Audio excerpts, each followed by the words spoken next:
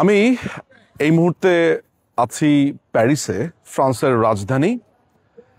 এইখানে এসে আমার যে কুলাঙ্গারের কথা মনে পড়ছে, যেই নষ্ট ভ্রষ্ট যে লোকটির কথা মনে পড়ছে, রাজাকারের প্রধান অ্যাপোলজিস্ট পিনাকি ভট্টাচার্য। দর্শক, আপনারা জানেন যে এই পিনাকি ভট্টাচার্যকে আমি চ্যালেঞ্জ দিয়েছিলাম। সে বলে বেড়াতো নানান ধরনের বড় বড় বাকুম বাকুম করতো, এই হল্লা করতো, এই করব সেই করব।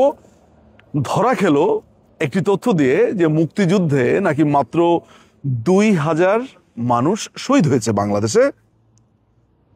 মানে রাজাকারের তো একটা লেভেল থাকবে, যেখানে পাকিস্তানিরা হামুদুর রহমান কমিশনের রিপোর্টে বলছে আমরা 26,000-এর সন্ধান পেয়েছি, সেখানে রাজাকারের বাচ্চারা এতই ভয়ঙ্কর, অর্থাৎ চামচামি এবং দালালির লেভেল এমনই পৌঁছেছে যে পাকিস্তানিদের সংখ্যা ওই দালাল বিশ্বাস না করে বলছে 2000-এর কথা।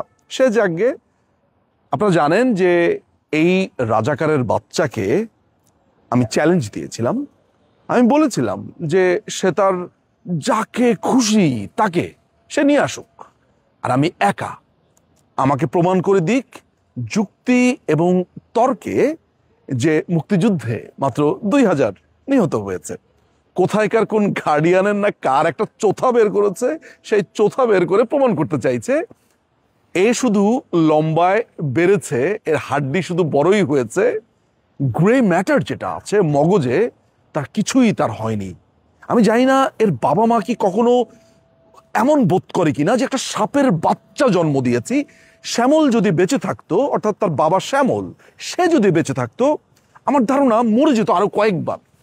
আর তার মা, আমি জানি না যে এই তার গর্ভে এই নোংরা কুৎসিত এই শুয়োর বৎসকে জন্ম দেওয়ার পর আমি জানি না তিনি কেমন অনুভব করেন। এত নোংরা, তার কি লজ্জা হয় যে আমি আমার গর্ভে 9টি মাস একটা সাপের বাচ্চা পুষেছিলাম?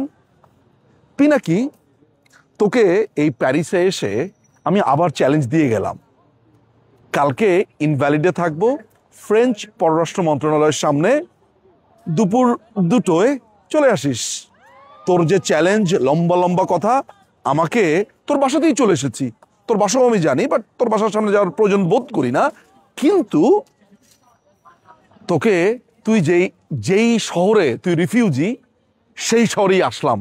তুই তো শরণার্থী, মিথ্যা কথা বলে শরণার্থী হয়েছিস। তুই ওই ইনভ্যালিডে আসবি পররাষ্ট্র মন্ত্রণালয়ের সামনে এসে, তোর যদি হ্যাডম থাকে, তোর যদি সাহস থাকে, তাহলে আমি প্যারিসে এসেছি, তুই এসে আমাকে বোঝা।